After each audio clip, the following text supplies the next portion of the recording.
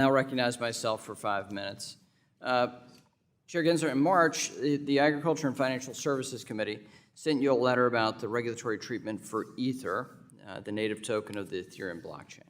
In the letter, we expressed concern the SEC is using different terms to describe digital assets.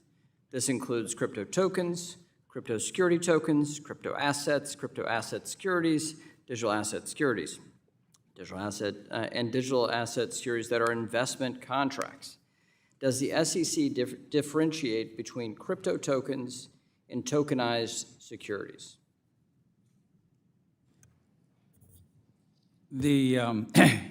Whether any one offer or sale of an asset is a security depends on the facts and circumstances. In terms of the language or nomenclature, it's less about the terms, it's more about the economics, and it really goes down to a Supreme Court test, which is the law of the land, called the Howey test, and whether an investment contract is being offered and sold to the public, and that public is looking to others in a common enterprise, anticipating a profit.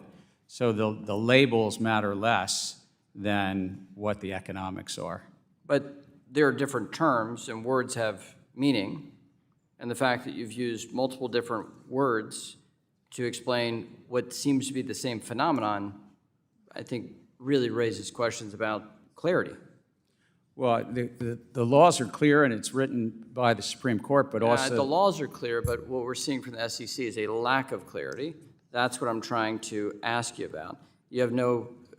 The direct question is about the different terms, and rather than answering that question, you answered a separate question. Kudos to you. Commissioner Peirce, let's get into this question.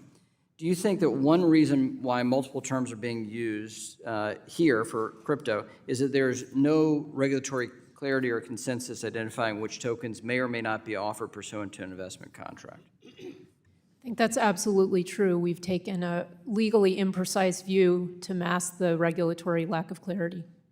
So this question of an investment contract, the SEC defined crypto asset securities as an investment contract represented by the underlying crypto asset. Yet, tucked away in a footnote on an amended complaint, the SEC clarified a security is determined by the, quote, contracts, expectations, and understandings centered on the sales and distribution of a digital asset, and not that the digital asset itself is a security. Is the SEC using inconsistent standards here? I mean, is that what's happening?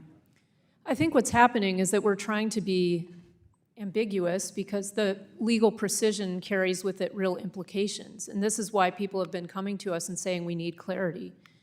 Is the token itself a security?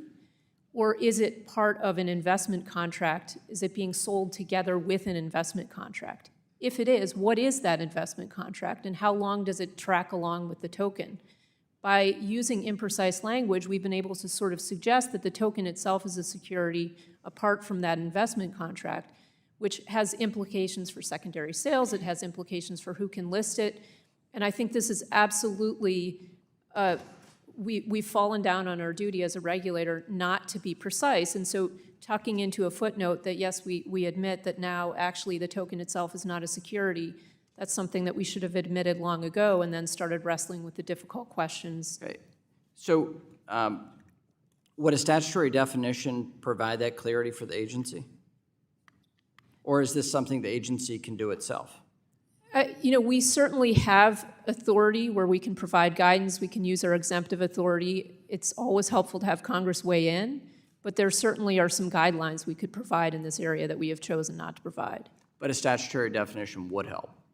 Well, I always welcome the input of Congress. That's fantastic. Everybody's writing, your fellow commissioners are writing that down. We hope to hear more of that today. So let's continue with this question. You've highlighted publicly, Commissioner Peirce, concerns that the SEC is devoting a disproportionate amount of time on the digital asset ecosystem and diverting limited staff resources away from other mission-critical work. Capital formation. How much work has been put into capital formation in the last 4 years for your agency?